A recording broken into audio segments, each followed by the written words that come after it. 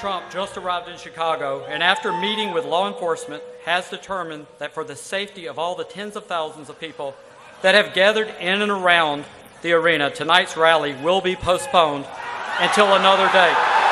Thank you very much for your attendance, and please go in peace. Just days before the Illinois Republican primary, protests erupted at a planned Donald Trump rally in Chicago when Trump canceled due to safety concerns. The packed audience of both Trump supporters and opponents began yelling at one another, throwing punches and tearing signs.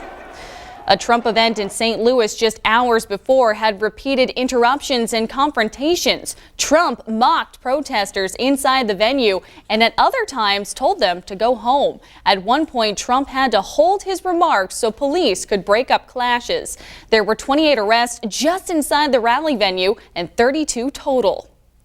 After postponing his rally in Chicago, Trump has postponed yet another rally, this one in rival John Kasich's state of Ohio. The rally was supposed to be tomorrow in Cincinnati, but the Secret Service security supporting his campaign couldn't prepare in time for the event. According to his website, he's still scheduled to appear in Dayton and Cleveland today and in Bloomington, Illinois tomorrow. A spokesman for the Trump campaign says the candidate is still going to try and find another location for the Cincinnati rally for either tomorrow or Monday. Both Illinois and Ohio primaries are on Tuesday. In other news this morning, a grand jury has indicted a man from Windham on charges of murder and manslaughter in connection with the death of his wife. Noah Gaston admitted to shooting his wife, Alicia, on January 14th. But he wasn't arrested until a week later after police said there were inconsistencies in his story. Gaston remains in jail pending his trial.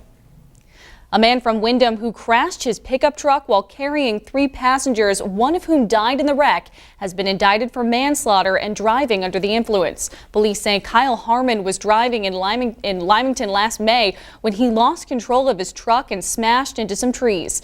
Where the vehicle caught fire. Brandy Norton of Leamington was killed in the crash. State police are trying to find 3 people who broke into a store in Mount Vernon. Police say the 3, who they believe to be 2 men and a woman, got into the Flying Pond variety store on Route 41 Thursday night by smashing through a window in the front door. As a result, one of the thieves has cuts on his left arm and on his back. He also has a tattoo on his forearm that says 1976. Police say the 3 got away with 4 bottles of liquor and about a dozen packs of cigarettes. They left in a silver sedan with a damaged headlight on the passenger side. If you have any information, you're asked to call the state police. After months of success, the Scarborough Police Department's Project Hope is now facing hurdles getting drug users into treatment. Since October, the program has placed 131 Mainers into treatment. People can come to the station and get connected with help without fear of being arrested. But many of the participants do not have health insurance. Scarborough police do not want anyone to feel discouraged from seeking help, but want to warn people it may take time to find resources. It's becoming more and more difficult. We're spending longer periods of time on the phone, and we're actually running into situations where at the end of the day we have nothing. We have no help. I wouldn't be here. I would either not exist or I'd be incarcerated, and I would probably never be able to put my life back together the way I did with this program. Police say additional funding, new treatment centers in Maine, or Medicaid expansion would help get more people into treatment. The growing need for substance abuse services hasn't escaped the eye of the Federal Health and Human Services Administration. Yesterday, the agency announced it is giving $94 million more funding for 271 health centers in 45 states. Maine is going to get more than $1 million of that money. It will help increase the number of patients that can be screened for substance abuse disorders with a focus on opioid abuse. A competition is coming to Old Orchard Beach that will have teams from all over the state fighting for first place. But from one team, trophies don't matter as much as honoring the memory of a fan who is no longer in the stands. News Center's Jessica Gagne explains. It takes good form. Stand still. Focus. Don't look at me. And you may get a bump or two along the way. You're going to hit yourself. But it all builds up to the best part. Performing.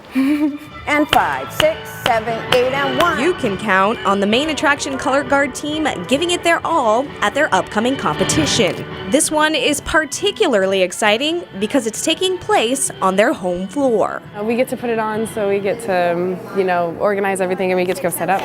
They also get to add a special meaning to the event. Her losing her brother was like us losing our brother, even though not even all of us knew him. The search for James Dyer came to a close when police found his body in the water last month. They all were kind of hit by it hard too, even as we were going through it. Megan Dyer and her teammates will fly their flags in James's honor on Sunday.